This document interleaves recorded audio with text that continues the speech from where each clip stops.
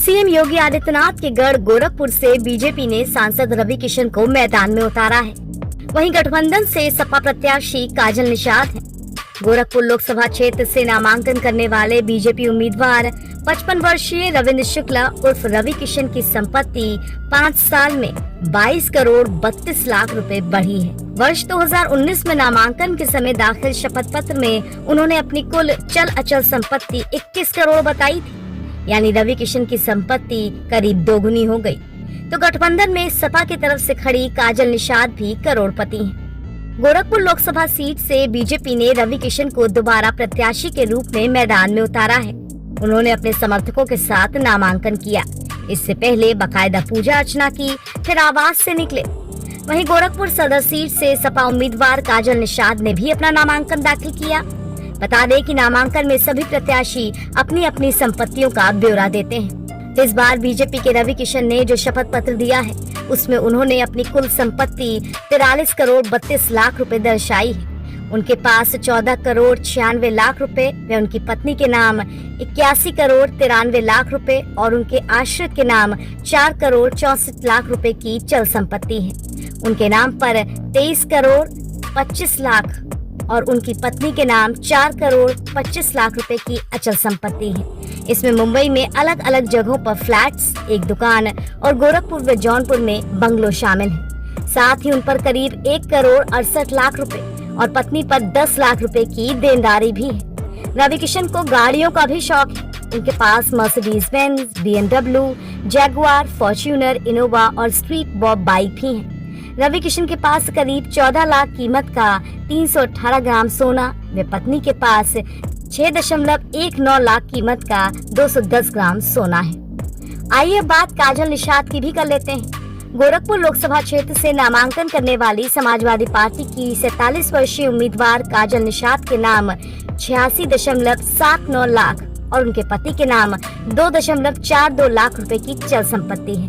उनके नाम 1 करोड़ 20 लाख और 15 लाख रुपए की चल संपत्ति है।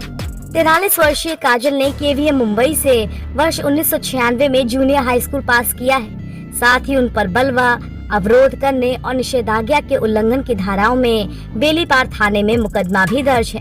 नामांकन के बाद काजल निषाद भी पूरे जोर शोर से चुनाव प्रचार में जुटी हुई हैं। बहुत बहुत धन्यवाद पत्रकार महोदय।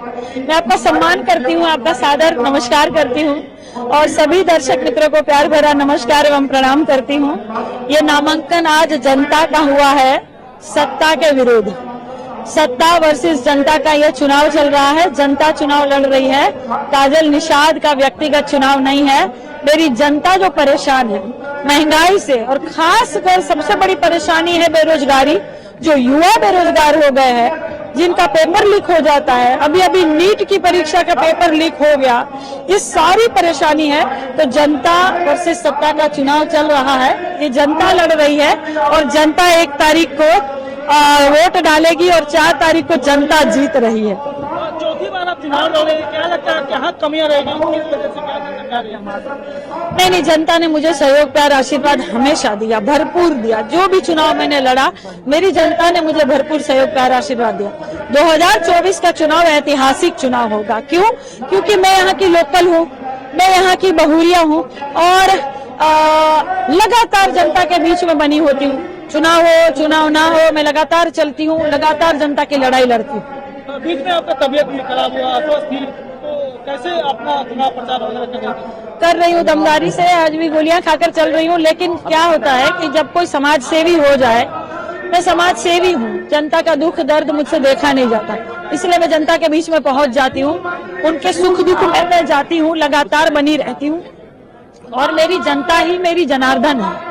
मेरा ससुराल है और ससुराल को बेटी सजाती है, संवारती है, ताउम्र जिंदगी भर यही रहती है। तो मैं अपने ससुराल को सजाने, संवारने या विकास करने या समाज सेवा करने आई। तो बीजेपी के रवि किशन को पूरी टक्कर देने में जुटी है काजल निषाद। बता दें कि गोरखपुर सदर और बांसगांव लोकसभा सीट के लिए 7 में यानी कि अंतिम चरण में 1 जून को वोट डाले जाने हैं।